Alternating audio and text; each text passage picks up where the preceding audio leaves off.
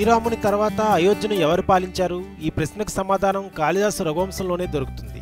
శ్రీరాముడు తన అవతార సమాప్తికి ముందే తన కుమారులైన కుశలవులకు, తమ్ముల కుమారులకు చిన్న చిన్న రాజ్యాలు ఇచ్చారట. వారంతా రాముడు జీవించి ఉండగానే ఆయా రాజ్యాల పాలనను స్వీకరిస్తారు. అందులో కుశునికి కుశావతి అనే నగరం కేంద్రంగా చిన్న రాజ్యం లభిస్తుంది.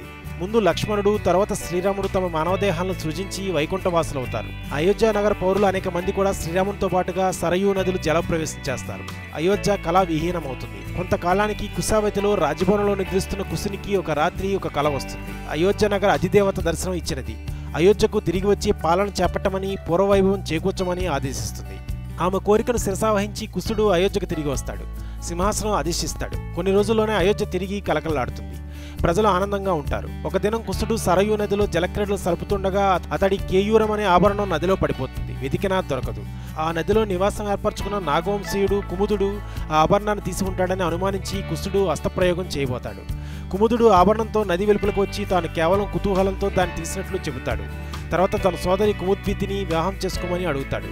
కుశుడు అంగీకరించి ఆమెను తన రాణిగా చేసుకుంటాడు. వారికి అతిథి అనే కుమారుడు కలుగుతాడు. కుశుని తర్వాత అతడు అయోధ్యను పాలిస్తాడు. గొప్ప రాజనీతి కోవిదుడు. కానీ దుర్జయుడు అనే అసురుని చేతిలో మరణిస్తాడు. తరువాత 21 రాజుల పేర్లను రఘువంశం చెబుతుంది. 21వ తరం రాజు సుదర్శనుడు. అతడి కుమారుడు అగ్నివర్ణుడు. స్త్రీలోలుడు క్షయవ్యాధితో మరణిస్తాడు. తర్వాత ఆ వంశంలో గుర్తించుకోవాల్సిన వారెవరూ లేరు. మహాభారత కాలంలో వారి వంశీయుడు కౌరవుల తరపున యుద్ధం చేసి మరణిస్తాడు.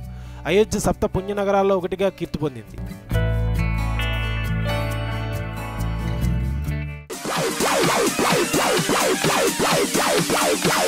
Bye.